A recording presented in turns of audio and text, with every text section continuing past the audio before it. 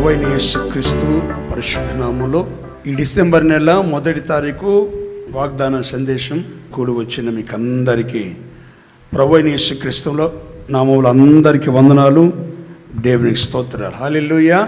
వాగ్దానాన్ని నేను చదువుతాను, కాస్త వివరించి చెప్తాను.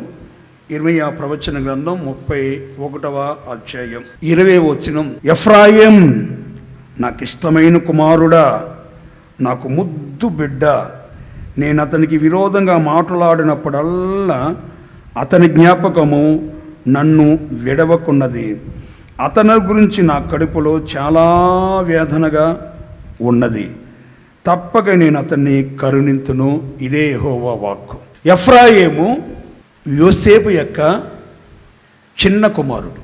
ఎఫ్రాయిము అంటే అర్థం రెండింతల అభివృద్ధి అని. ఎఫ్రాయిము యోసేపు యొక్క చిన్న కుమారుడు. ఎఫ్రాయిము అనగా రెండింతల అభివృద్ధి. చూడండి, ఎఫ్రాయిము స్థానంలో నన్ను నిన్ను ఉంచారంటే ఈ 12 నెలలో రెండింతల అభివృద్ధి. చెప్పండి చేతులు గట్టిగా హల్లెలూయా. 2023వ సంవత్సరం, కొత్త సంవత్సరం 24 వస్తుంటే డిసెంబర్లో ఒక చీర కొనుక్కుంటే ఈరోజు ఈ నెలలో రెండింతల అభివృద్ధితో తినే తిండిలోనైనా, కట్టే చీరలోనైనా, వండే వంటకంలో అయినా రెండింతల అభివృద్ధిని దేవుడు దయచేయునుగాక. యోసేపు చిన్న కుమారుడు ఎఫ్రాయిం. యోసేపుకి 2 పిల్లలు, మనష్షే, ఎఫ్రాయిం. ఎఫ్రాయిము యోసేపు యొక్క చిన్న కుమారుడు. ఎఫ్రాయిము అనగా రెండింతల అభివృద్ధి. ఈ రెండింతల అభివృద్ధితో ఉన్న వ్యక్తిని మన ముందు ఉంచి, మన ముందు పెట్టి, ఎఫ్రాయిం నాకు ఇష్టమైన కుమారుడు అని ఇంకో మాట చెప్తున్నా. నాకు ముద్దు బిడ్డ, నా చాలా ముద్దు బిడ్డ. 4 పిల్లలు ఉన్నారు అనుకోండి, వాళ్ళ అమ్మలాగా ఆడుంటే వాళ్ళ అమ్మకి వాడు ముద్దు, నాన్నకమ్మో గుద్దు, వద్దు. ఏమండి, అది వాళ్ళిద్దరికి హద్దు. కూతురు ఉందనుకోండి, వాళ్ళ నాన్నకి చాలా గారాబం, వాడికి ఏం పెట్టాడు కానీ వీడికి మాత్రం ఇస్తాడు. ఎఫ్రాయిము రెండింతల అభివృద్ధి అని చూసుకున్న ఆదికాండం 49వ అధ్యాయంలో ఎఫ్రాయిము గురించి తన తండ్రి అయిన యాకోబు దగ్గరికి 2 పిల్లలను తీసుకుని వచ్చి, నాయనా, నా తండ్రి యాకోబు, నాన్నగారు, నా పిల్లల్ని మీరు దీవించండి అని యోసేపు మనష్షే, ఎఫ్రాయిం వీళ్ళిద్దరిని తీసుకుని వచ్చాడు.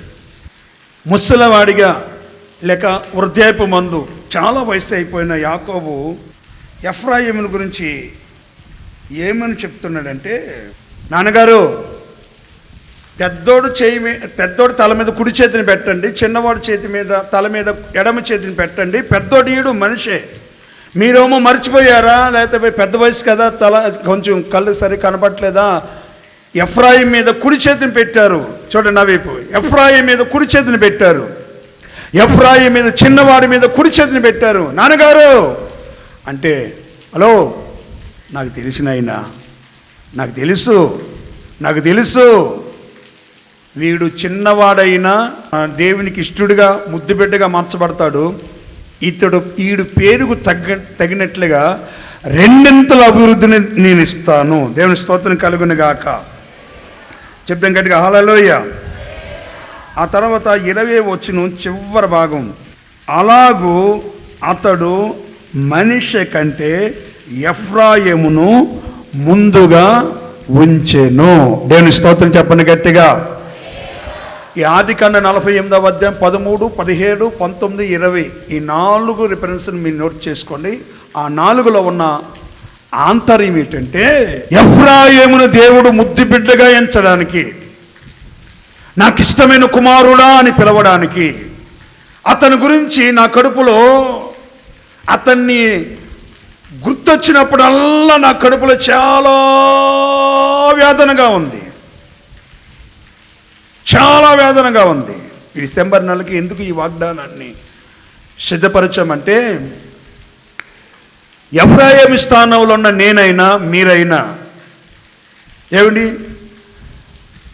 దేవుని ద్వారా కుడి హస్తములో ఉన్న సకల ఆశీర్వాదాలు పొందుకోవలసిన మనం మన ఆలోచన బట్టి, మన తలంపులను బట్టి ఎఫ్రాయిము వలె, ఎఫ్రాయిముకి చాలా చాలా చాలా చాలా చాలా చాలా చాలా చాలా వ్యతిరేకతలు, దేవునికి వ్యతిరేకంగా చేసిన అనుభవాలు చాలా ఉన్నాయి. అతడు చిన్న వయసులో ఉన్నప్పుడు ఆయన ఈ ఎఫ్రాయిము గారి యొక్క తాతగారు అనగా యాకోబు గారు ఆత్మలో ప్రేరేపించబడి పెద్ద కొడుకు మనష్షే కంటే చిన్నవాడుగా ఉన్న ఎఫ్రాయిము మీద కుడి చేతిని ఉంచి అందరిని ఆశీర్వదించే ముందు మొట్టమొదటిగా ప్రప్రథమగా ఎఫ్రాయిము ఉంటాడు, ఎఫ్రాయిమును ఉంటాడు, ఎఫ్రాయిము ఉంటాడు అని ఈ మాట చెప్పారండి. దేవుని బిడ్డలారా, జనవరి నెల మొదలుకుని ఇదిగో ఈ డిసెంబర్ నెల ఈ 1వ తారీఖు వరకు మన జీవితంలో కూడా చాలా వ్యతిరేకతల వాగ్దానాలు ఉన్నా, ప్రార్థన చేసుకున్న సమయం ఉన్నా, వాక్యాన్ని చదువుకున్న సమయం ఉన్నా, పరిచయం చేసే సత్తా ఉన్న ఆరోగ్యం ఉన్న సమయం ఉన్నా దాన్ని చేయలేక ఎఫ్రాయిము వలె మనం కొన్ని విషయాల్లో దేవునికి దూరం అయ్యామా? చూడండి, మొదట నేను చెప్తున్నాను, పూర్వీకుల దీవెన లేక ఆశీర్వాదం ఎఫ్రాయిముకి ఉన్నది. అది ఆదికాండం 48వ అధ్యాయం 13, 17, 20 వచనాల్లో మనం చూసాం. యాకోబు తన తాతగారి దీవెన ఎఫ్రాయిము తల మీదకు ఉన్నది. దేవుని స్తోత్రం చెప్పండి. తర్వాత ఇప్పుడు మనం చదువుకున్న ఈ కీవర్డ్లో మూల వాక్యంలో వాగ్దానపు వాక్యం ఈ ఇర్మియా 31:20లో మనం చూసాం, నాకు ఇష్టమైన కుమారుడు, నా ముద్దు బిడ్డ అని. అయితే ఇంతగా ఉన్నటువంటి ఎఫ్రాయిము తనకున్న వ్యతిరేకతలు ఎన్ని వ్యతిరేకతలు ఉన్నాయంటే ఎఫ్రాయిముకి హోషేయ ప్రవచన గ్రంథం 7వ అధ్యాయం 1వ వచనం చదువుదాం. ఎఫ్రాయిము దోషము షమ్రోను అంటే దేవునికి వ్యతిరేకంగా జీవించే జాతి ప్రజలు, షమ్రోను. అదే 7వ అధ్యాయం 11వ వచనం, దోషములు ఎక్కువగా చేసే వ్యక్తి ఎఫ్రాయిము బుద్ధి లేని పిరికి గుండెగల గొవ్వగా మార్చబడ్డాడు. దోషాలు చాలా చాలా చేస్తున్నాడు, ఒకటి కాదు, రెండు కాదు, తలపైకలు చూడండి. ఎఫ్రాయిము ఎన్నో దోషాలు చేస్తున్నాడు. రెండోది, కొంచెం జరిగినా సరే పిరికి గుండెగల గొవ్వగా, చిన్న పక్షి గొవ్వ. దేవుని స్తోత్రం చెప్పండి గట్టిగా, హల్లెలూయా. మీకు అర్థమైన చెప్పాలంటే, పెళ్లి చేసుకునే భార్య, పెళ్లి కొడుకు, పెళ్లి కూతురు చక్కగా ఉన్నారనుకో, ఎంత బాగున్నారండి, చూడముచ్చటగా అంటారు. ఇంకోటి అంటారు, ఏమలా ఉన్నారు, గొవ్వ గోరింకలా ఉన్నారు. గువ్వ చాలా చిన్న పక్షి, పిరికి గుండె గలగా గొవ్వగా మార్చబడ్డాడట. పిరికి గుండె గల గొవ్వగా మార్చబడ్డాడు ఎఫ్రాయిము. ఇప్పుడు 8వ వచనం చదువుదాం. ఎఫ్రాయిము గురించి మరొక వ్యతిరేకత కనపడుతుంది. ఎఫ్రాయిము, నేనెట్లా నిన్ను విడిచిపెడతా? దేవుణ్ణి కీర్తనలతో ఆవరించాలి, దేవుణ్ణి ఆరాధనతో మనల్ని ఆయన ఆవరించాలంటే ఆయన వాక్యాన్ని ధ్యానించాలి. అయితే ఇక్కడ ఎఫ్రాయిము వారు అబద్ధములతో నన్ను ఆవరించి ఉన్నారు. జనవరి నెల మొదలుకొని ఇదిగో డిసెంబర్ నెల ఈ 1వ తారీఖు వరకు ఏ ఏ విషయాలలో అబద్ధాలతో దేవుణ్ణి ఆవరించావు. ఎఫ్రాయిము స్థానంలో ఉన్న ఒక వ్యక్తిగా నీవు ఎన్నో దోషములు చేసే ఎఫ్రాయిము వలె ఉన్నావా? ప్రతిదానికి భయపడి పిరికి గుండె కలిగిన గువ్వ వలె మార్చబడిన ఎఫ్రాయిము వలె ఉన్నావా? అబద్ధాలతో ఆవరించిన ఎఫ్రాయిము వలె ఇన్ని వ్యతిరేకతలు ఉన్నా, అదే హోషేయ ప్రవచన గ్రంథం 13వ అధ్యాయం 1వ వచనం. ఒక్కొక్క విషయం ఆ 13వ అధ్యాయం అంతట్లో మీరు క్లియర్గా చదివితే ఏమంటారు చెప్పనా? ఎవ్వరు తిప్పలేని అప్పం వలె మార్చబడ్డాడు, పిరికి గుండె వలె మార్చబడ్డాడు. ఎఫ్రాయిము అన్యజనులతో కలిసిపోయారు. వినాలి దేవుని బిడ్డలారా, 2024 సంవత్సరం జనవరి నెల మొదలుకొని ఈ డిసెంబర్ నెల వరకు, నిన్నటి దినం వరకు అన్యజనులతో కలిసిపోయిన స్థితి నీకు లేదా? ఏదో చిన్నది జరిగితే గువ్వ వలె పిరికి గుండెగా మార్చబడి నువ్వు భయపడి 10 మందిని భయపెట్టే వ్యక్తిగా గువ్వ వలె పిరికి గుండె కలిగిన వ్యక్తిగా ఎఫ్రాయిం వలె నువ్వు ఉంటే, నా దేవుని బిడ్డలారా, ఇన్ని వ్యతిరేకతలు ఎఫ్రాయిముకు ఉండినా ఇవన్నీ మనసులో తలంచుకుంటున్నాడంటే దేవుని స్తోత్రం. తప్పక నేను అతన్ని కరుణిస్తా. అయితే ఒకటి, అతని గురించి నేను తలంచినప్పుడల్లా నా కడుపులో చాలా వేదనగా ఉంది. చాలా లాకు కూడా దీర్ఘమిచ్చాడు, చాలా వేదనగా ఉంది. అయినా నేను అతన్ని నేను అతన్ని తప్పక కరుణింతును. దేవుని స్తోత్రం చెప్పను గట్టిగా, హల్లెలూయా. తప్పక కరుణింతును, హల్లెలూయా. అందరు చెప్పండి నోరు తెరిచి, తప్పక యేసయ్యా నన్ను కరుణించును, నన్ను కరుణించును, నన్ను కరుణించును. నా దేవుని బిడ్డలారా గమనించండి, దేవుని కరుణలో ఒక ఉన్నతమైన ఆధ్యాత్మికమైన ఆశీర్వాదాలన్నీ దాచబడి ఉన్నాయి. ఎఫ్రాయిము కలిగినట్లుగా ఒకవేళ తండ్రి దీవెనలు, పూర్వీకుల దీవెనలు ఎఫ్రాయిముకి చిన్న ప్రాయంలోనే ఉన్నా, ఏమండి ఆదికాండం 48వ అధ్యాయం 13, 17, 20, 21 ఇన్నిట్లో అందరిలో ముందుగా పెట్టినా ఎఫ్రాయిమును గురించే, ఇర్మియా 31వ అధ్యాయంలో ఎఫ్రాయిము గురించే కాదు, ఇశ్రాయేల్ అందరు లక్షల మంది ఉంటే ఆ లక్షల మంది ఒక్కడగా ఎఫ్రాయిమును పెట్టాడు దేవుని స్తోత్రం. 31వ అధ్యాయం అంతా మీరు తర్వాత చదువుకుంటూ ఉంటుంది. ఇశ్రాయేల్ అందరి పక్షాన ఎఫ్రాయిము ఉన్నాడు. ఎందుకంటే పూర్వీకుల దీవెనలు వేరుగా ఉన్నాయి. దేవుడు ముద్దుబిడ్డగా ఇష్టమైన కుమారుడుగా ఎంచుకున్నాడు, ఏర్పరచుకున్నాడు, అంగీకరించాడు. నా దేవుని బిడ్డలారా, జనవరి నెల మొదలుకొని 11 నెలలు దేవుడు కాపాడి ఈ 12వ నెల మొదటి రోజున ఈ విధంగా ఈ ప్రతికూలమైన వాతావరణంలో కూడా ఈ విధంగా రక్తమాంసంలో మన పాలి భోగస్తులు కావడానికి, ఆరాధనగా రావడానికి కారణం ఏంటంటే 11 నెలలు ఆయన మనకి తండ్రిగా పోషించి, రక్షించి, సంరక్షించి, కాపాడి మనం కుడి ఎడమలు తట్టులు పోకుండా, వారిని వీరు చూసి దేవుని ప్రేమలో నిజారిపోకుండా సేవకులమైన మమ్మలను కానీ, దేవుని బిడ్డలైన మిమ్మల్ని కానీ దేవుడు కాపాడుతూ ఈ నెల ఈ మొదటి తారీఖున ఈ వాగ్దానాన్ని దేవుడు మీకు ఇచ్చాడు. దేవునికి స్తోత్రం కలుగును గాక. చేతులు శబ్దం గట్టిగా హల్లెలూయా, హల్లెలూయా. ఏంటి, ఎన్నెన్నో వ్యతిరేకతలు ఉన్నాయి ఎఫ్రాయిము గురించి. ఎఫ్రాయిము గొవ్వు వలె మార్చబడ్డాడు, పిరికి గుండు వలె మార్చబడ్డాడు, అన్యులతో కలిసిపోయాడు, ఎవరు తిప్పివేయలేని అప్పం వలె మార్చబడ్డాడు. ఇట్లాగా దోషములు ఎన్నో చేశాడు ఎఫ్రాయిం. ఈ ఎఫ్రాయిము గురించి ఇన్ని వ్యతిరేకతలు ఉన్నా జనవరి నెల మొదలుకొని నవంబర్ నెల వరకు నీకు నాకు దేవుని యేసు రక్తం చేత కడగబడిన దేవుని బిడ్డలారా, ఎన్నో వ్యతిరేకతలు, ఎన్నో సమస్యలు, అది ఆత్మ సంబంధంగా, ఆర్థికంగా, ఆధ్యాత్మికంగా ఉన్న వాటన్నిటిని ప్రక్కన పెట్టి ఎఫ్రాయిము స్థానంలో నా దేవుడు నిన్ను ఉంచునుగాక, నిన్ను ఎంచునుగాక, నిన్ను ఏర్పరచుకునుగాక. చేతులు చెప్పండి గట్టిగా, హల్లెలూయా, హల్లెలూయా. అతి ఉన్నతమైన ఆశీర్వాదాలు మీ జీవితంలో కలిగి ఉండాలి. దేవుడు గాని కరుణిస్తే ఆ కరుణ ఎంతవరకు ఉంటుందంటే, ద్వితీయోపదేశకాండం 13వ అధ్యాయం 18వ వచనం చదువుదాం. నీ యందు కనికరము, కరుణ, జాలి, దయ ఇవన్నీ పర్యాయ పదాలుగా ఉన్నాయి. నీ యందు కరుణించి కనికరపడి దేవుని కరుణలో లేక దేవుని కనికరములో ఈ డిసెంబర్ నెలలో మీ జీవితాలు, మీ ఆత్మ సంబంధమైన జీవితాలన్నిటినీ విస్తరింపబడునుగాక. చేతులు చెప్పండి గట్టిగా, హల్లెలూయా. ఆ ద్వితీయోపదేశకాండం 13, 18లో దేవుడు కనికరము లేక దేవుని కరుణ విస్తరించినట్లుగా దేవుడు చేస్తాడు. దేవునికి స్తోత్రం కలుగునుగాక, హల్లెలూయా. చాలాసార్లు నేను ఎక్కువ చెప్తా. లూకా సువార్త 1వ అధ్యాయం 50వ వచనంలో రిఫరెన్స్ నోట్ చేసుకుని నేను చెప్తాను ఆ మాటని.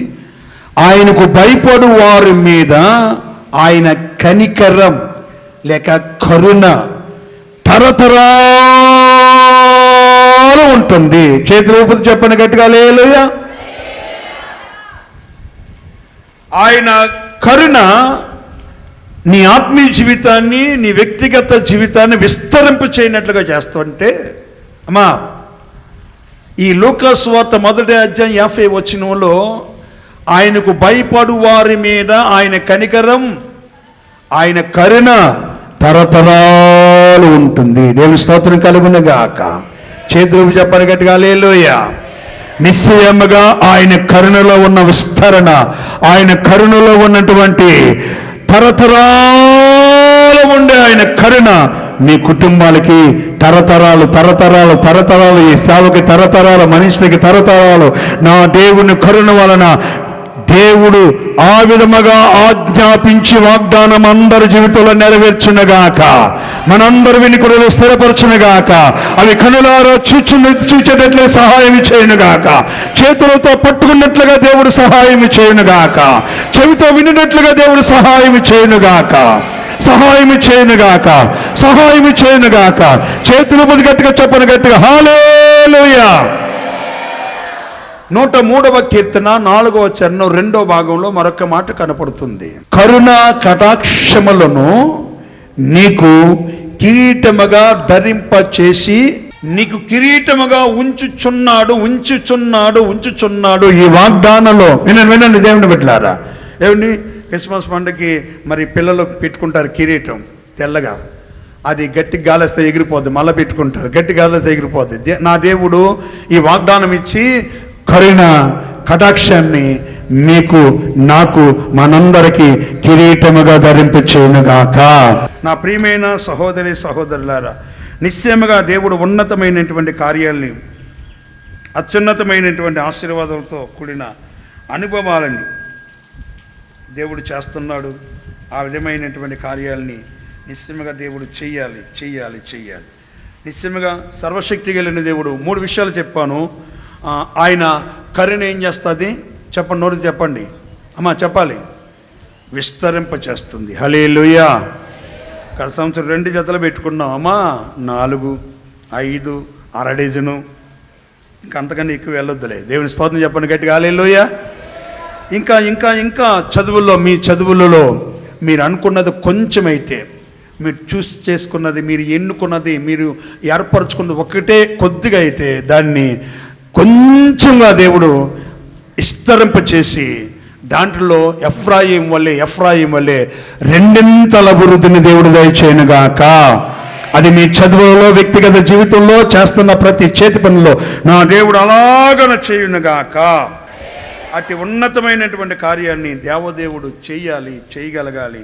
అటు ఉన్నతమైన ఆశీర్వాదాలతో నా దేవుడు మిమ్మల్ని నడిపించాలనే ఈ ఉన్నతమైనటువంటి ఆశీర్వాదాలని దేవుడు దయచేసి. యెషయా ప్రవచన గ్రంథంలో 30వ అధ్యాయంలో 18వ వచనం 2వ భాగంలో ఉంటుంది. ఆయన మిమ్మును కరుణింపవలనని నిలబడి ఉన్నాడు. దేవుని స్తోత్రం చెప్పండి గట్టిగా హల్లెలూయా. అంటే మిమ్మల్ని కరుణించినంత వరకు, అమ్మా నేను కరుణించినంత వరకు ఆయన నిలబడే, అమ్మా ఎంతసేపు నిలబడతా కూర్చో అని అంట మనం. కానీ ఆయన అంటాడు, మీ యందు దయ చూపవాలని నేను ఆలస్యం చేస్తున్నా అని మొదటి మాటలో ఉంటుంది. ఏది 30:18 వచనం 2వ భాగంలో ఉంటుందంటే మిమ్మును కరుణింపవలనని ఆయన నిలవబడే ఉన్నాడు. దేవుని స్తోత్రం హల్లెలూయా.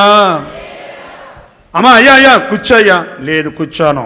2024 1వ తారీఖున నుండి ఇదిగో రోజు వాళ్ళ ఇంటికి వెళ్తున్నా. దేవుని స్తోత్రం.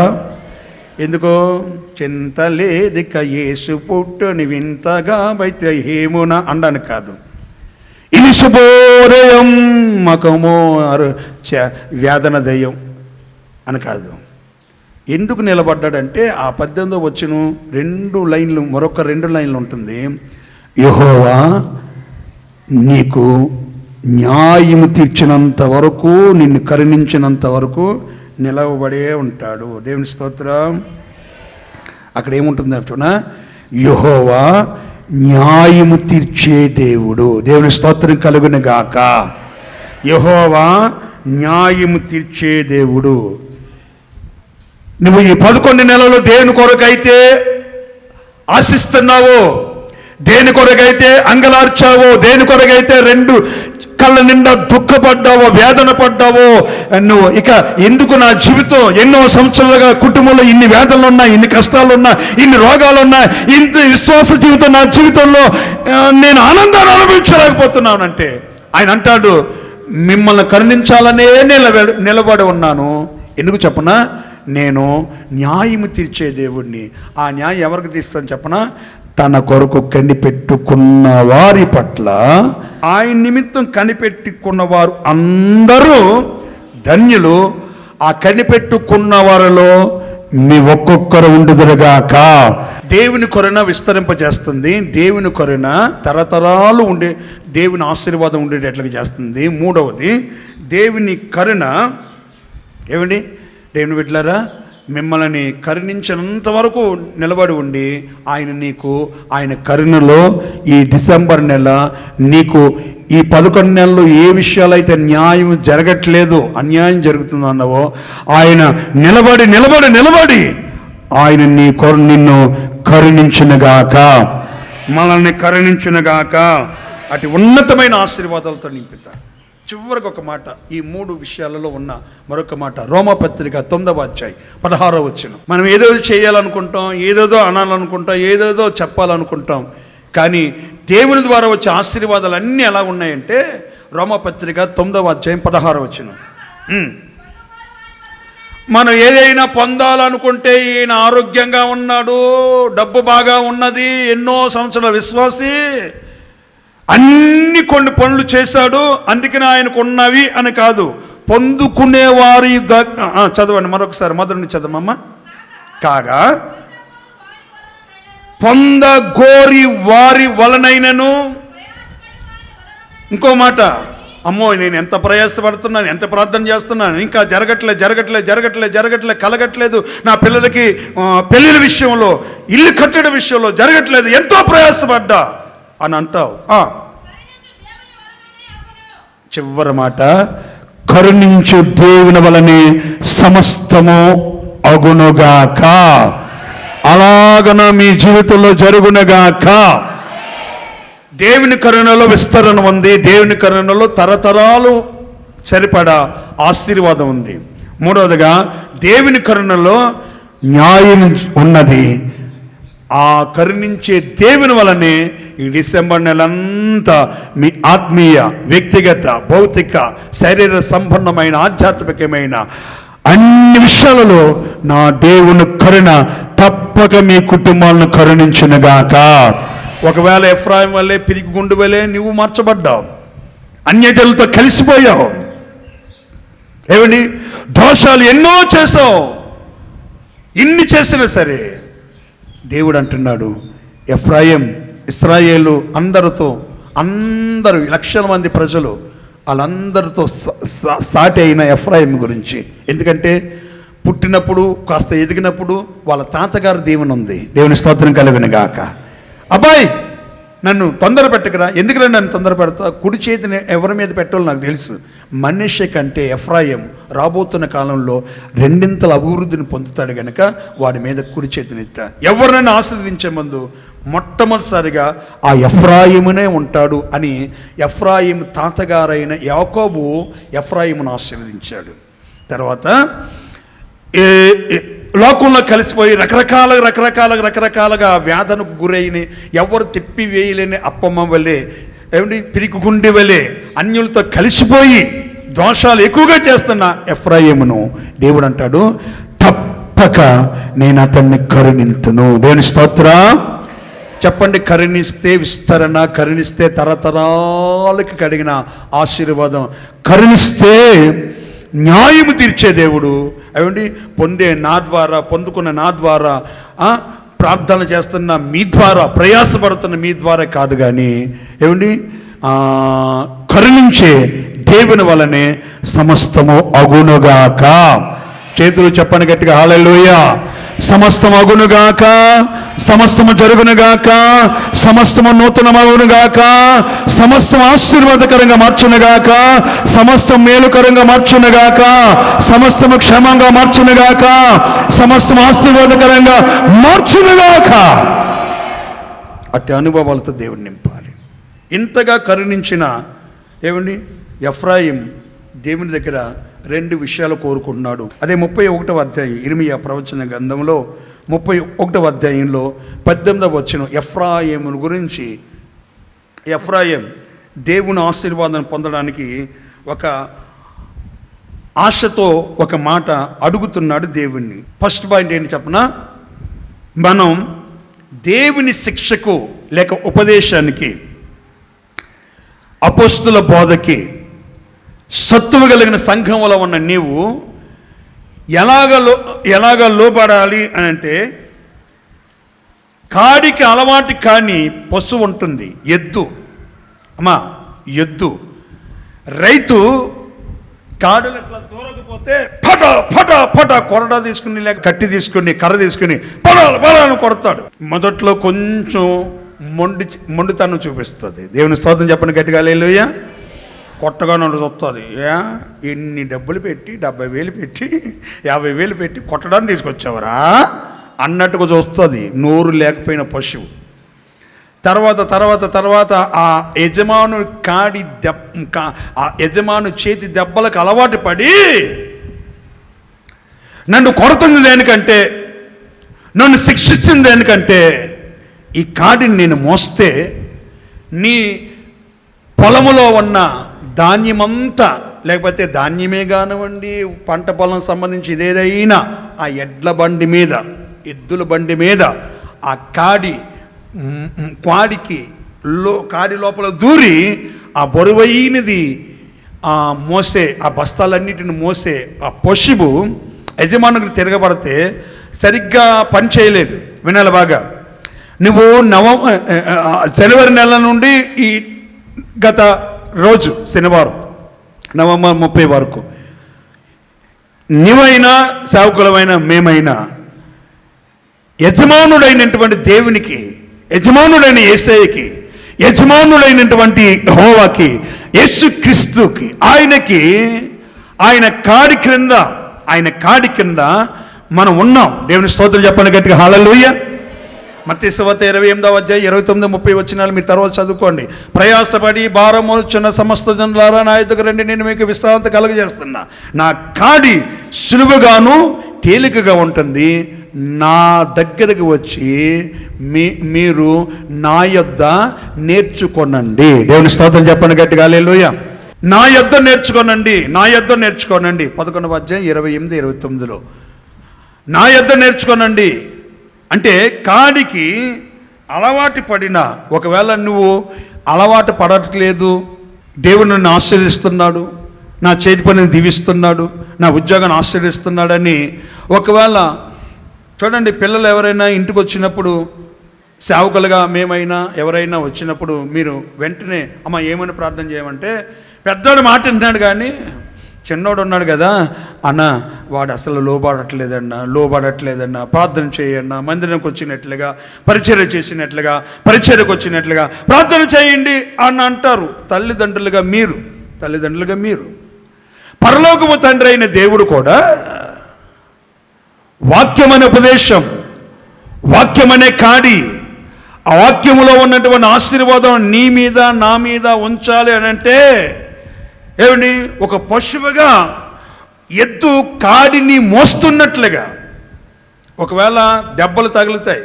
నువ్వు ఎక్కడైతే ఎవరికి తెలియని పనిని చేస్తున్నావో, చేస్తూ ఏమీ తెలియకుండా వచ్చావో, వాక్యం ద్వారా కొన్నిసార్లు దేవుని వాక్యం ద్వారా నీకు తెలియపరచబడతాయి. ఎప్పుడు చూసినా నా గురించే, ఎప్పుడు చూసినా నేను చేయలేదు, నేనేవ్వలేదని ఏమిటి దశమావి ఇవ్వట్లేదు, దేశమావి దీని గురించి కాదు. ఇవి ఇస్తే ఎంత, లేకపోతే ఎంత, కానీ ఆ ఆశీర్వాదం పోగొట్టుకుంటున్నాం.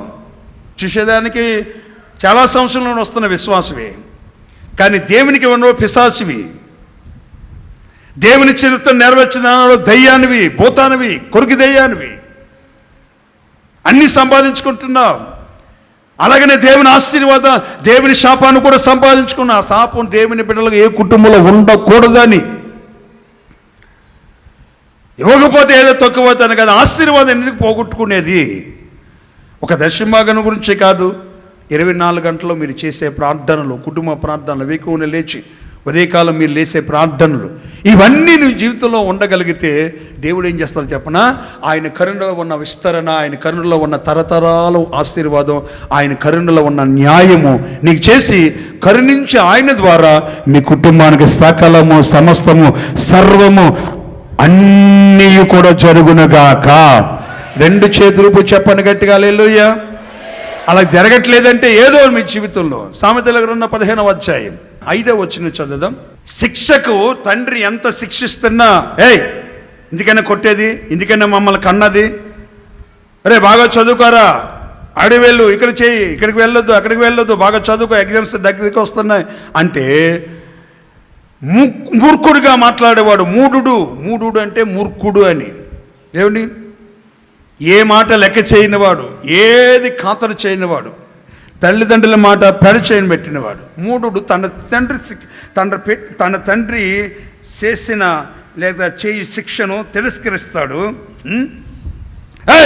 చేయరా అంటే చేస్తాను నాన్న, అలాగే ఉంటాను నాన్న అని గద్దెంపుకు లోబడ్డాడు అనుకో, వాడు అన్ని విషయాల్లో బుద్ధిమంతుడు అవుతాడండి. దేవుని స్తోత్రం కలుగును గాక. ఆత్మ సంబంధమైన జీవితం కూడా అట్లాగనే ఉంటుంది. ఆత్మ సంబంధంగా నువ్వు జీవించే జీవిత విధానం కూడా అలాగనే నీ జీవితంలో కలుగుతుంది, అలాగనే నీకు ఉంటుంది. దేవుని బిడ్డలారా, దేవుని మందిరం అనేది ఒక్కరిగో ఇద్దరితో ముగ్గురు గురించి చెప్పేది కాదు. దేవుని మందిరము లేక దేవుని సంఘం అనేది యేసుక్రీస్తు రక్తము చేత కడగబడిన యేసు రక్తము యొక్క సముదాయము. హల్లెలూయా. అనేకుల యొక్క మనసు, అనేకుల యొక్క ఆలోచనలు అవన్నీ కలిసి అందరూ ఏకముగా, ఐక్యముగా, సమాఖ్యముగా, సమాధానముగా చేసే అనుభవాలు. దాన్ని వ్యతిరేకించేవాళ్ళు, దానికి సుట్టిపోటి మాటలు చెప్పేవారు, దాన్ని ఉన్నది లేనట్టుగా, లేనిది ఉన్నట్టుగా చెప్పే మూడులైన వారు అనేకుల సంఘ సహవాసంలో ఈ రోజున ఆత్మ సంబంధమైన సంఘ సహవాసంలో కూడా చొరబడ్డారు. వాక్యం మలినమై అచ్చమైన పిల్లలు తండ్రి చేసే శిక్షకు లోబడతారు.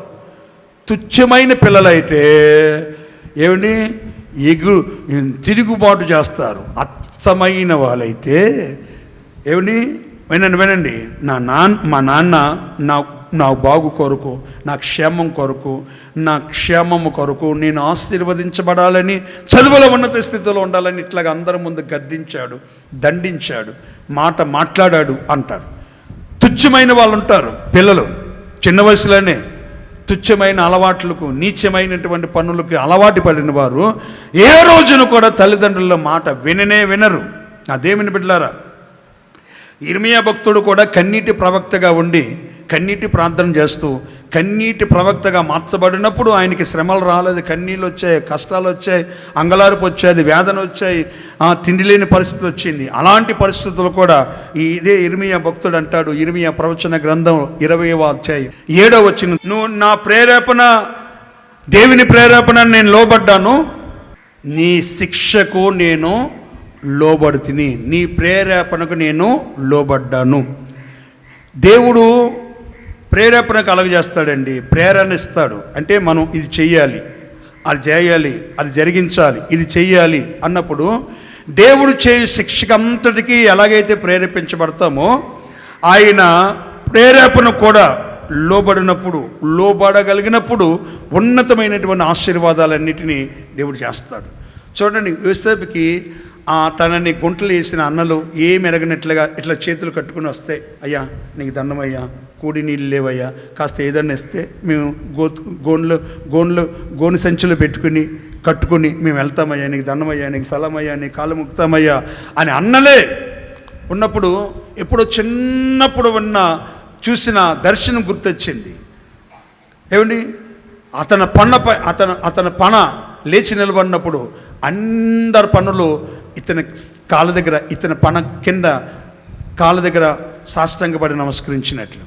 అయితే దేవుని ఉద్దేశం ఏంటి చెప్పనా, యోసేపుకు కలిగిన కళ లేక దర్శనం, ఆ దర్శనం పనులన్నీ యోసేపు పనకి సాష్టాంగపడడం కాదు, దేవుని యొక్క శిక్షకు లోబడ్డాడు గనక యోసేపు రే దుర్మార్గులారా, నేను అయ్యో చిన్నయ్యా, నన్ను కొట్టొద్దయ్యా, నన్ను కొట్టొద్దన్నా, పెద్దన్న చిన్న కొట్టదంటే పడవని కొట్టేసి మెరగనట్లుగా పెద్ద నాటకం ఆడి జంతువుని చంపి నా చొక్కా తీసేసి రక్తంలో ముంచి నాన్న దగ్గరికి వెళ్ళి దొంగేడి పెడతారు. దొంగోళ్ళారా, నీ కొరకు నేను ప్రార్థన చేస్తున్నా. దేవుని స్తోత్రం చెప్పండి గట్టిగా. ఉపవాస ప్రార్థన చేస్తాను. ఎప్పుడు దొరుకుతావో, నేను దొరకవరా, దొరకవు, ఎవరు రాడు, అక్కడ రండి రా, ఈయన మొక్క వాసినట్ల కాలు చేతి ఎరగొట్టండి రా, నా కాళ్ళ ముందు కొట్టండి రా అనాలి. అనలేదు. మొక్కమంతా వాసినట్లుగా లోపలికి పోయి ఏడ్చి ముఖం కడుక్కొని వచ్చి అన్నలకి కావలసినంత ఇచ్చాడు. ఏమిటి అన్నీ చేశాడు. వాళ్ళకి ఇవ్వాల్సింది, తినవలసింది, కట్టుకోవలసింది అన్నిటికీ మంచి డబ్బులు, ధాన్యం అంతా ఇచ్చి అతను చెప్పిన మాట ఏంటంటే, నేను దేవునికి భయపడేవాడిని. దేవుని స్తోత్రం కలుగును గాక. దేవుని ఉద్దేశం ఏంటి చెప్పనా? ఆయన ప్రేరణకి, ఆయన శిక్షకు లోబడత కలిగే ఆశీర్వాదాన్ని గురించి మొదటి మాటలు చెప్తా. యోసేపు కనిన లేక దర్శనం తన పన ఎదుట అన్ని పనులు సాష్టాంగ పడడం కాదు. ఆదికాండ 44వ అధ్యాయంలో సర్వదేశం వాళ్ళందరూ యెహోవాకు సాష్టాంగపడి, రాజాది రాజా, యోసేపు రాజా, జయం జయం జయమని, యోసేపు సెలవు లేకుండా మీరు కాలైనా చేతినైనా ఎత్తకూడదు, యేసోబుకు వందనము చేయండి అనగానే సకల దేశపు రాజులందరూ వందనము చేశారు. దేవుని స్తోత్రం. కారణం ఏమిటి చెప్పనా? ఎఫ్రాయిము స్థానములో తన తండ్రి అయిన యోసేపుకు కలిగిన ఆశీర్వాదం కష్టాల్లో, కన్నీళ్ళు, బాధల్లో, ఇబ్బందుల్లో దేవుని ప్రేరణ మనకు వచ్చిందనుకోండి, మనం ఉండకూడదన్న చోటుకి ఉండకుండా, ఇక్కడ ఉండకూడదు వెళ్ళు, ఇక్కడ ఉండకుండా త్వరగా వెళ్ళు, లేక ఇక్కడ పలానా చోటుకి నువ్వు వెళ్ళు అంటారు. ఒక్కొక్కసారి ఈ చోట నువ్వు ఉండకూడదు, వెళ్ళిపో అని కూడా దేవుడు ప్రేరణ కలగజేస్తాడండి. యోసేపు ఏమండి అట్లాగే పాపము చేసే పొతీఫారు ఇంట్లో అక్కడే కానీ ఉంటే యోసేపుకి ఇంత ఘనత వచ్చేది కాదండి. నా దేవుని బిడ్డలారా, దానికి మైనస్గా చెప్పాలంటే సాంసన్ ఢిల్లీలో ఒడిలో ప్రేమానురాగాలు చూపిస్తున్నటువంటి ఒడిలో ఉన్నాడు కనుక పచ్చి గాడిద దవడ ఎముకను తీసి 1000 మందిని హతమార్చిన వ్యక్తి ఏమిటి చివరికి బండి గృహములో ఉండి కళ్ళు 2 పోగొట్టుకొని తిరగలు విసిరే వ్యక్తిగా రెండు కళ్ళ నిండా రక్తం వస్తుంది, కళ్ళు కనపడట్లేదు, ఉన్న 2 కళ్ళు పీకేశారు. సజీవంగా ఉన్నప్పుడే, బతికున్నప్పుడే పీకేశారండి, తిరగలు రుబ్బుతున్నారండి. నా ప్రియమైన దేవుని బిడ్డలారా, సర్వశక్తి కలిగిన దేవుడు కరుణ నీ పట్ల నా పట్ల చూపిస్తే ఆ కరుణ ఏం చేస్తుంది చెప్పనా? మన స్థానాన్ని పెంచి అనేకులు సాష్టాంగపడి ఉంచేటట్లుగా దేవుడు చేస్తాడు. దేవుని స్తోత్ర. చేతులెత్తి చెప్దాం గట్టిగా, హల్లెలూయా హల్లెలూయా. అటు ఉన్నతమైన ఆశీర్వాదం నా దేవుడు కలగజేస్తాడు. నా ప్రియమైన దేవుని బిడ్డలారా, హెబ్రీ పత్రిక 12వ అధ్యాయం 7, 8, 9 వచనాల్లో అపోస్తలుడైన పౌలు తను దేవుని మాటకు లోబడి, దేవుని దర్శనానికి లోబడి, దేవుని కార్యాలకు లోబడి, దేవుని కార్యాలు చేస్తూ రోమా సంఘాన్ని, హెబ్రీ సంఘానికి ఉత్తరం రాసి చివరిలో 12వ అధ్యాయములో 7, 8, 9 వచ్చిన ఒక మాట అంటారు. త్వరగా చదవండమ్మా. తండ్రిని శిక్షించలేని కుమారుడు ఎవరు? కుమారుడైన వారు ఎవరైనా. దేవుని స్తోత్రం చెప్పండి గట్టిగా, హల్లెలూయా. అమ్మ మా నాన్న వస్తుంది, మా డాడీ వస్తుంది, మా అమ్మమ్మ వస్తుంది, కొడుతుంది, తిడుతుంది, ఏదో మాట్లాడుతుందని ఎంతగా భయపడుతున్నామో, శిక్షకు లోపడుతున్నామో పిల్లలు, అలాగనే పరలోకపు తండ్రి అయిన దేవుని యొక్క శిక్షకు మీరు లోబడాలి. భౌతికంగా తలపెగలిచ్చాడు. భౌతికంగా పిల్లలకు కలిగిన తల్లిదండ్రులారా, తల్లిదండ్రులు కలిగిన పిల్లలారా, ఎంతగా మీరు లోబడతారో ఇంతవరకే. కానీ పరలోకపు తండ్రి అయిన దేవునికి శిక్షకు మీరు లోబడితే ఇహమందును పరమందును దేవుడు ఆశీర్వాదం కలగజేస్తాడు. దేవునికి మహిమ కలుగును గాక. చేతులు చెప్పండి గట్టిగా, హల్లెలూయా అట్టి ఉన్నతమైన ఆశీర్వాదాల చేత దేవుడు కొనసాగిస్తాడు. మరొక మాట, మొదటి మాటలోనే ఒక మాట, ఇర్మియా ప్రవచన గ్రంథం 6వ అధ్యాయంలో 8వ వచనంలో ఒక మాట ఉంటుంది. యెరూషలేమా అన్నప్పుడు, యెరూషలేము అనగా దేవుని మందిరము. దేవుని స్తోత్రం. చేతులు చెప్దాం గట్టిగా హల్లెలూయా. యెరూషలేము అన్నదానికి బైబిల్లో చాలా చాలా మాటలు ఉన్నాయి. యెరూషలేము అనగా రొట్టెల ఇల్లు, యెరూషలేము అనగా సమాధానపు ఇల్లు, యెరూషలేము అనగా సమృద్ధి గల చోటు అని అర్థం. చాలా చాలా ఆత్మీయ సంబంధంగా మాటలు ఉన్నాయి. దేవుని మందిరంలో నివసిస్తున్న నీవు, నేను నిన్ను విడవకుండినట్లు నీ వ్యక్తిగత జీవితం నిర్మానుష్యమైన ప్రదేశముగా మారుకుండినట్లు నా శిక్షకు నువ్వు లోబడాలి. దేవుని స్తోత్రం. మొదలు చెప్పాను, శిక్షకు ఎందుకు లోబడాలంటే అందరి ఎదుట మనం అధికారులుగా యోసేపులాగా ఉండడానికి. రెండవది నేను చెప్తున్నాను, శిక్షకు ఎందుకు లోబడాలి అంటే ఎబ్రీ పత్రిక 12:7-9 వరకు శిక్షకు ఎందుకు లోబడాలంటే ఇహమందును పరమందును దేవుడు మనల్ని కాపాడుతాడు గనక. దేవుని స్తోత్రం కలుగునుగాక. ఆయన సన్నిధిలో మనం ఉంటున్నాము గనక. మూడవది, మొదటి మాటలోని మూడవది ఏంటంటే, శిక్షకు ఎందుకు మనం లోబడాలంటే దేవుడు ఏ రోజున మనం విడవకూడదు. అది మొదటిది. రెండవది, నిర్మానుష్యమైన ప్రదేశముగా నీ ఆత్మీయ జీవితం, వ్యక్తిగత జీవితం ఉండకూడదు. నిర్మానుష్యమైన ప్రదేశం. గత సంవత్సరం సరిగ్గా 2023 డిసెంబర్ నెల సేవకుల కూడికి ముగించుకుని వస్తూ ఉంటుంటే ఇట్లాగే సైక్లోన్ ఎఫెక్ట్ వచ్చింది, తుఫాను ప్రభావంతో. ఏమంటే చాలా చాలా పెద్ద భయంకర వర్షం. ఈ చెట్లన్నీ, కొన్ని చెట్లు పడిపోయాయి, ఈ నెట్ అంతా ఊడిపోయింది, కిందకి దిగిపోయింది. కొన్ని చెట్లు చెప్పుల స్టాండ్ కింద పడిపోయింది, కరెంట్ లేదు, అంతా చీకటమయంగా ఉంది. దాన్ని ఏమంటారు చెప్పిన, ఒక్క వ్యక్తి లేరు రాత్రిపూట.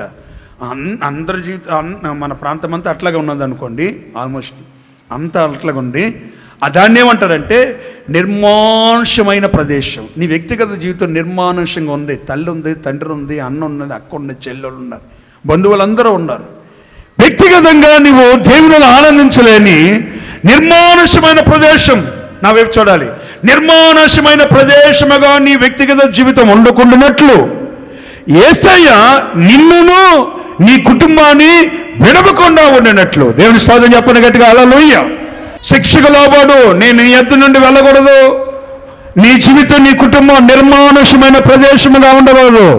జనవరి నెల మొదలుకొని ఈ నవంబర్ నెల వరకు, నిన్నటి వరకు ఏ విషయాల్లో నీ జీవితం నిర్మానుష్యమైన ప్రదేశంగా మార్చబడింది.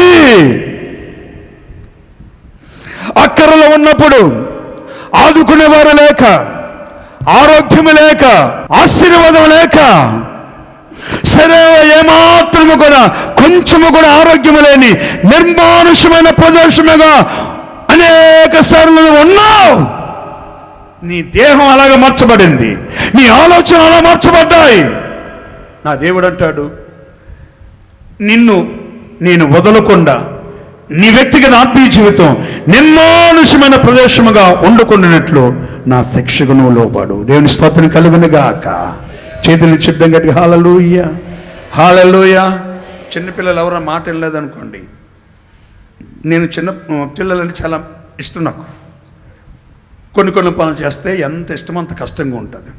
తల్లిదండ్రులు ఏమనుకున్నా నాకు అవసరంగా ఒకటేస్తా.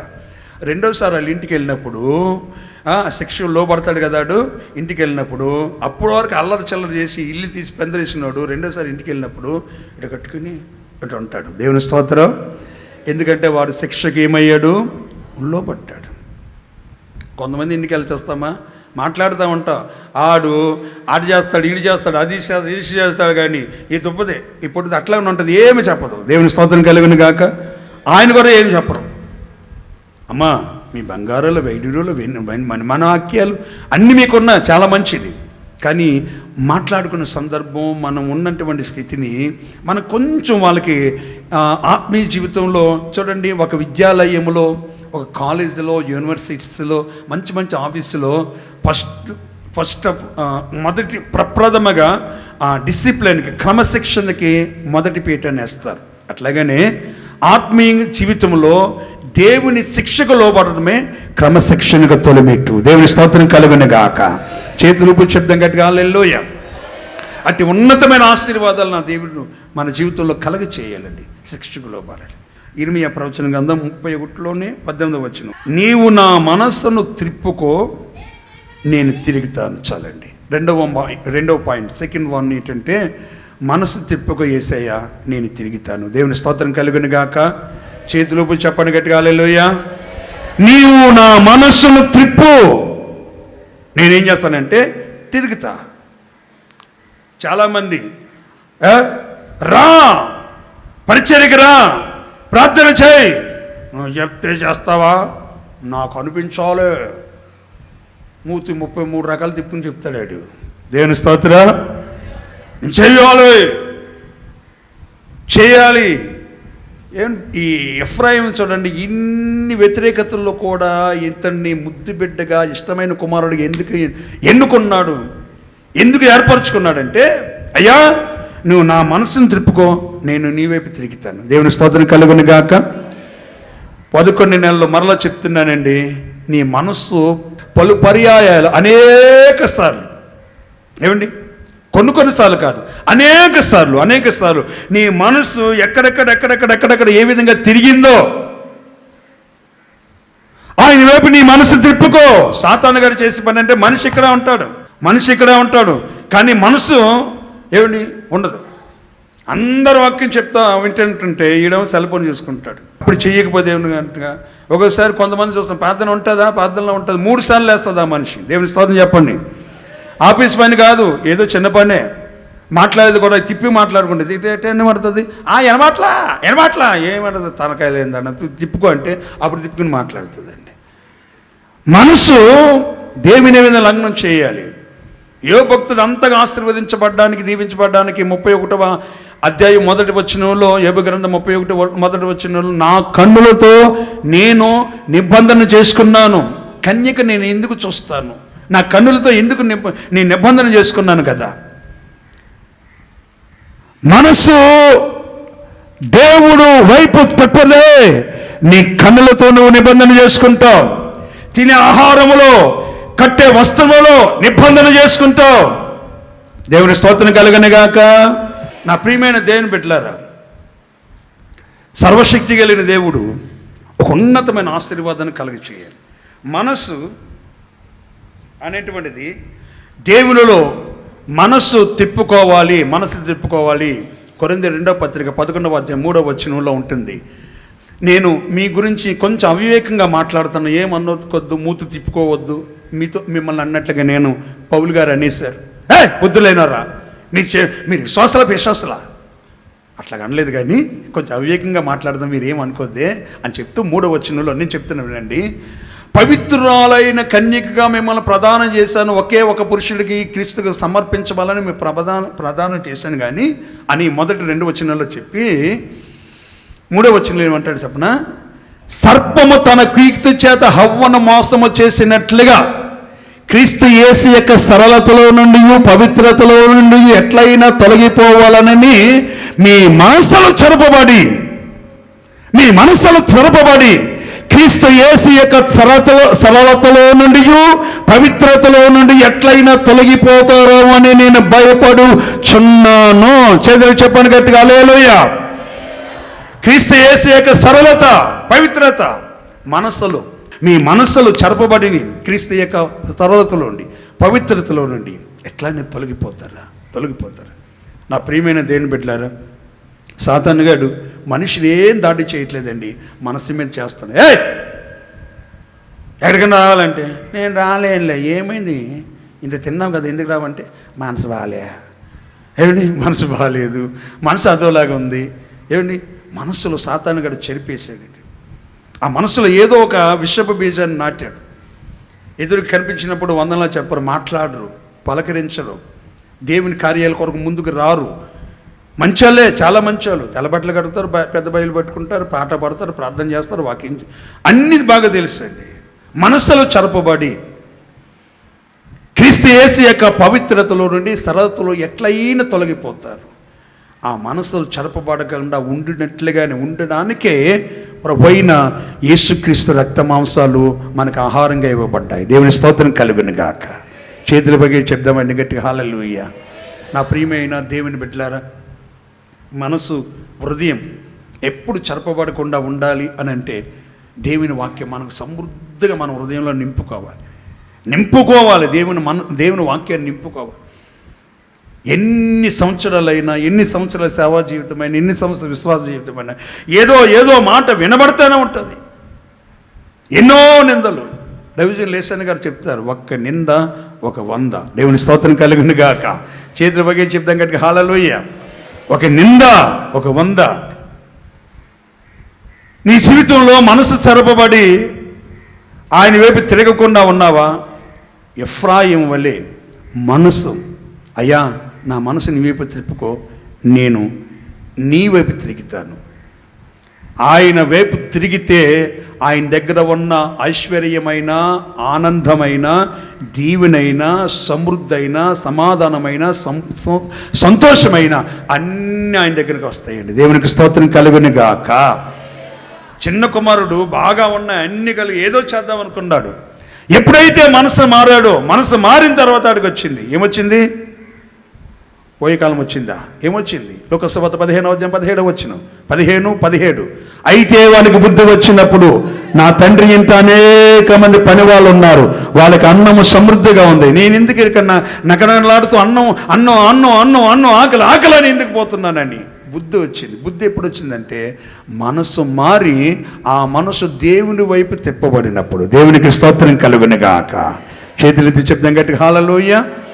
గనుక దేవుని కరుణలో విస్తరణ ఉంది, తరతర ఆశీర్వాదం ఉంది, న్యాయం ఉంది, ఆయనే ఇస్తాడు. ఎఫ్రాయిములో ఏమిటి? మొదటగా మనం దేవుని మాటకి, శిక్షకి లోబడాలి. లోబడితే అధికారం ఉంటుంది. లోబడితే మన జీవితాలు దేవుడు మనల్ని విడవకుండా నిర్మానుష్యమైన ప్రదేశముగా మన చేతి పని, ఉద్యోగ, వ్యాపారాలు, మన ఆత్మీయ జీవితాలు ఉండకుండా దేవుడు చేయునుగాక. రెండోది, ఆయన మనసు మన వైపు, ఆయన వైపు మన మనసు తిప్పుకుంటే, ఆయన మనం తిప్పితే ఏం చేస్తుంది చెప్పనా? ప్రతి దాన్ని కూడా మనం నిబంధన చేసుకుంటాం. దేవుని స్తోత్రం. యోబు వలె నిబంధన చేసుకుంటాం. యోబు వలె రెట్టింపు ఆశీర్వాదం కలుగుతుంది. ఏమండి? ఆ తర్వాత ఏ రోజు కూడా క్రీస్తు యేసు యొక్క సరళతలో నుండి కూడా, పవిత్రతలో నుండి కూడా ఎవడు ఎన్ని మాటలు చెప్పినా, ఇంత బోధ చెల్లినా సరే, క్రీస్తు యేసు సరళతలో నుండి, పవిత్రతలో నుండి మీరు తొలగకుండా ఉండుదరుగాక. చేతులు చెప్పండి గట్టిగా హల్లెలూయా.